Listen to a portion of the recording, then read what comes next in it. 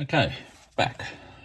Right now, I've tidied up all around the edges there. I think it's pretty good now. Just a little bit there.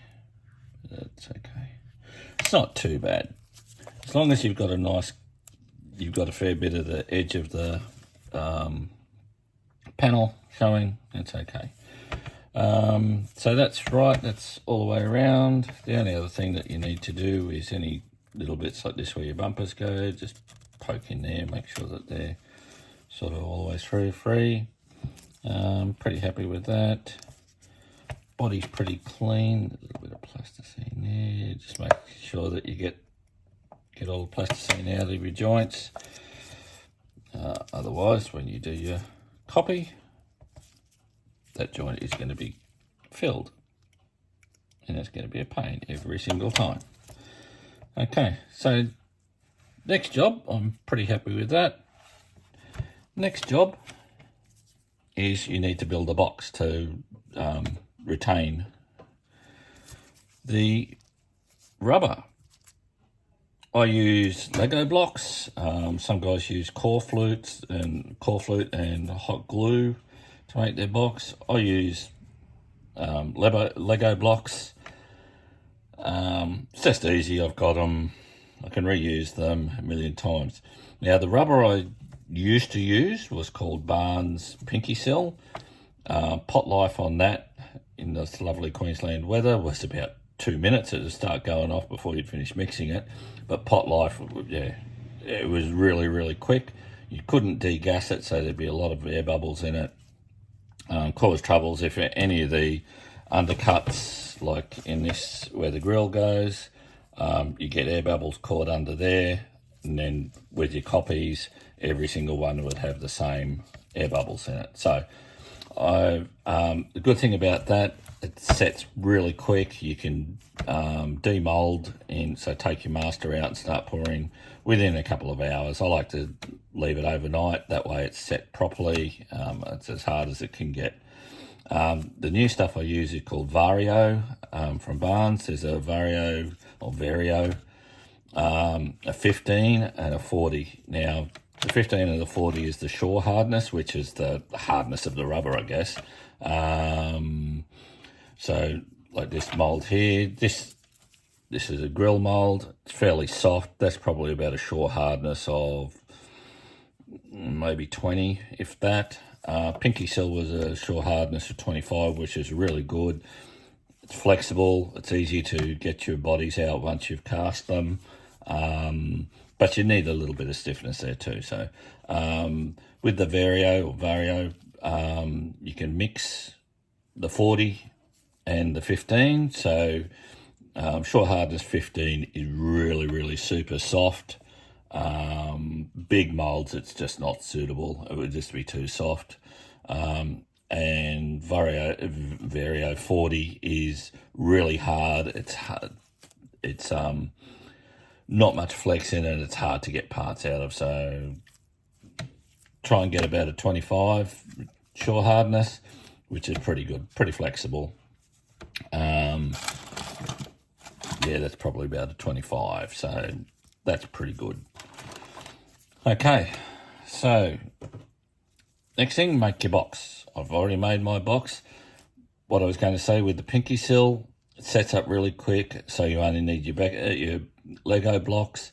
With the Vario, it's got a pot life of about an hour, and it can take up to 24 hours to cure completely. I like to leave it 24 hours before I pull the master out of the mold, but because it takes so long, it will seep between all the Lego blocks. So I just use a nice tape, a good tape. That's 3M tape. Just line the inside, make sure I've waxed and greased, removed all the inside so the tape will stick to it, and that's it. I like to have probably 1/2 inch all the way around the body. Hope you can see that. That way it gives you a decent wool thickness and gives you a bit of bit of strength in the side, so they're not flexing out and everything. Okay, so you need to press it down as hard as you can make sure it's sealed all the way around the base, otherwise, once again, it will leak out. Now, I'm not real prepared here. So you need to go all the way around the base, make sure all those gaps are filled up, otherwise your rubber will leak out. You don't want that. The other thing you need to do is put keyways in. So when this is the first part of your mold, so when it's done, you'll be pouring it like that, up the other way, pull your master out, and it'll be like a negative.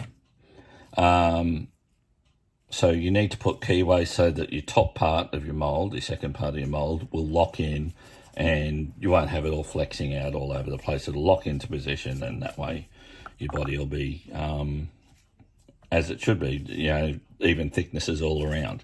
I'll just use the end of my number 11 X-Acto, just push in probably,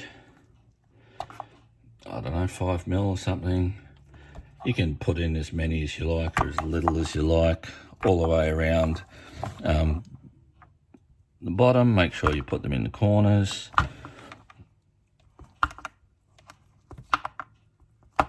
All the way around. Don't have to go too stupid with it, but you can do whatever you want. Like I said, this is the way I do it. Other people probably do it differently and say, what are you doing it like that for, you idiot? There's better ways to do it. This works for me. My last Monaro mold was the first one I did. It lasted, I've probably had that for about seven and a half years, which is, I mean, and that was in Pinky Sill, and that's a long time for a mold to last. Starting to get a bit sticky in places. The body, when you're trying to get the mold out, will stick to the mold when they get a bit old. You can use a mold release. I don't normally use one. I've got one here called Stoner. Yeah, anyway, we won't get into that. It's a urethane mold release. To me, it just gives you your mold that little bit extra life until you can get around to doing another mold. This one, it's starting to pull chunks, or the old mold starting to pull chunks out of it, so it's just making it a little bit hard to clean up, and just, yeah, extra time that you don't need to. Okay, so anyway, that's your box. You're ready to pour pretty much, apart from going around the outside, making sure it's all sealed properly. You're pretty much right to pour. Okay, I'll come back when I'm ready to do it.